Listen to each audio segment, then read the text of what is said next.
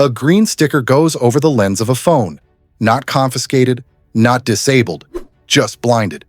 This isn't really a story about a private club. It's about what happens when privacy turns into a business.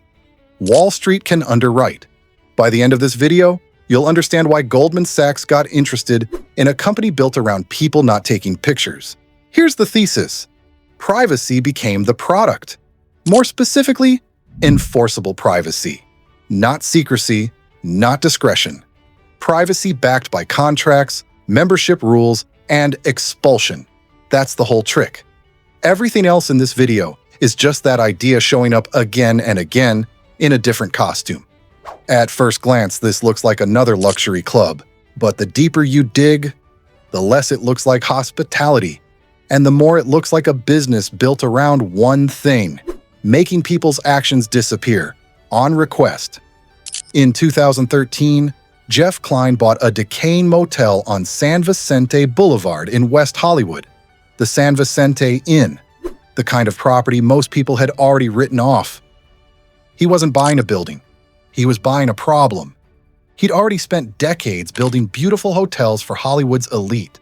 Sunset Tower, the Tower Bar, years hosting the Vanity Fair Oscar party. And somewhere along the way, he seems to have reached one simple conclusion.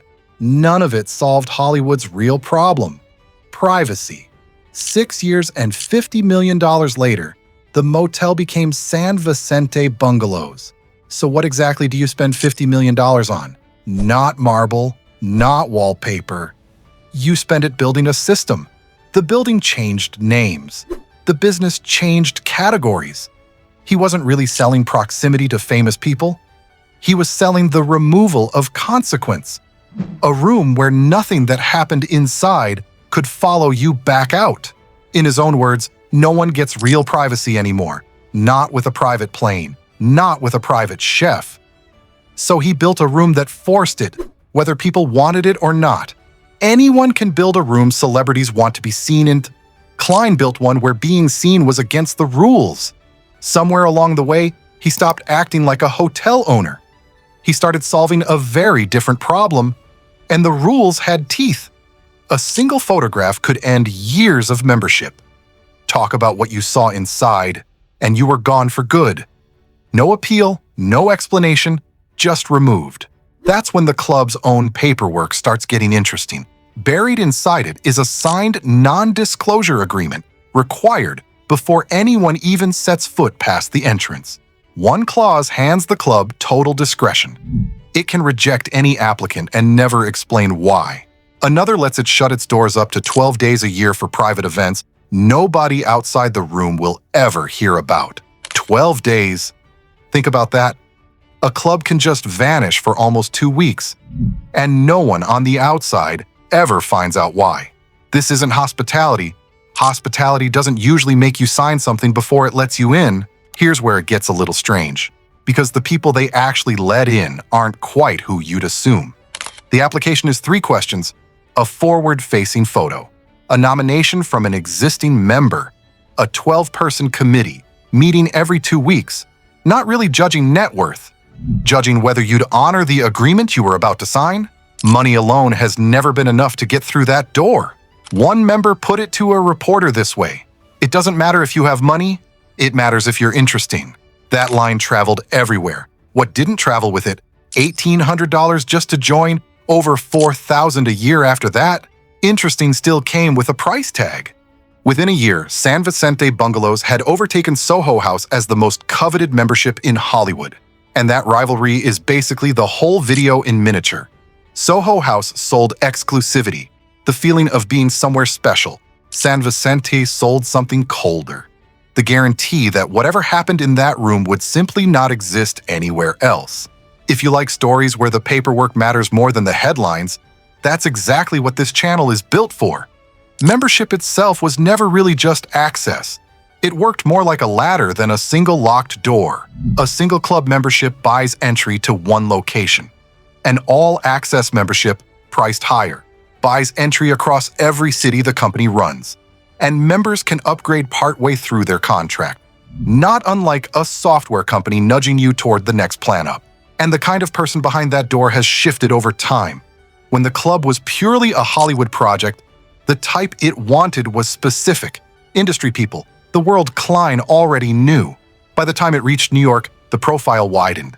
Klein has said the New York application draws serious bankers. But also, in his words, a lot of colorful people doing interesting things with their lives. Media people, fashion people, a crowd Hollywood alone never really attracted.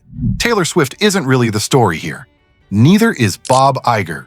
They're evidence the system works. Proof, walking around, that makes everyone else want in. By 2019, roughly 1,100 members had made it past the committee. Iger had toured the club. Swift had reportedly shown interest after being spotted there more than once. Beyond those two documented names, though, the roster gets murky fast. And that seems to be on purpose. Other names have circulated for years without ever being confirmed. Elon Musk, Steven Spielberg, Leonardo DiCaprio. Later whispers about Meghan Markle and Prince Harry. Never verified, never denied. The club has never confirmed a single membership to a reporter, and there's little reason to think it ever will. That silence isn't really a failure of reporting. It's the same system working exactly as designed. The same protection for a screenwriter's quiet dinner as for a movie star's marriage, applied without much distinction between the two. If this were just a celebrity clubhouse, the story would end here. It doesn't. Privacy had stopped being just a policy. It had turned into something closer to a subscription, sold on a recurring basis, city by city. Santa Monica opened in 2024. The Jane Hotel in Manhattan's West Village, bought by Klein back in 2022, reopened in 2025 as San Vicente West Village, half public hotel, half members-only club behind its own private entrance. Its soft launch was an SNL anniversary party before members ever walked through the door themselves. The pricing shifted too in a way that's easy to miss. What was once a flat rate became a range, $3,000 to $15,000 just to join, depending on age. 3 cities now. 1 enforced silence, sold at 3 slightly different prices. Then something happened that nobody really saw coming. In March of 2026, the Wall Street Journal reported that Klein was working with Goldman Sachs and the real estate firm JLL, looking for a new investment partner for the entire business. And that's where things get weird. Up until now, everything you've seen could still be mistaken for hospitality. It isn't. Hospitality doesn't hire investment bankers.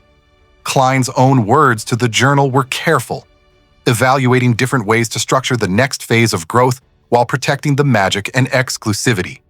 But underneath that sentence, the Journal reported something sharper. Klein would consider selling a majority of the business, maybe all of it. Sit with that for a second. Goldman Sachs wasn't really evaluating a club. It was evaluating a repeatable cash flow, occupancy, renewal, churn. That's how a bank ends up putting a price on enforced privacy. Somehow, the promise that nothing gets recorded had to fit inside a document that records almost everything. Occupancy by city, dues by tier, renewal rates by age bracket. Somewhere inside a spreadsheet, silence got its own row. Nobody has confirmed how this actually ends. One outlet reads it as a growth partnership. Another leaves the door open to Klein simply taking the money and walking away. Both accounts are sourced. Neither is settled. What is settled? The sticker still goes on the camera. The reason hasn't changed since Klein first started applying it. What's changed is who now has money riding on that sticker actually working. Remember the promise at the beginning of this video. Privacy became the product. Wall Street just decided it was worth investing in. A green sticker goes over the lens of a phone. Same object as 2019.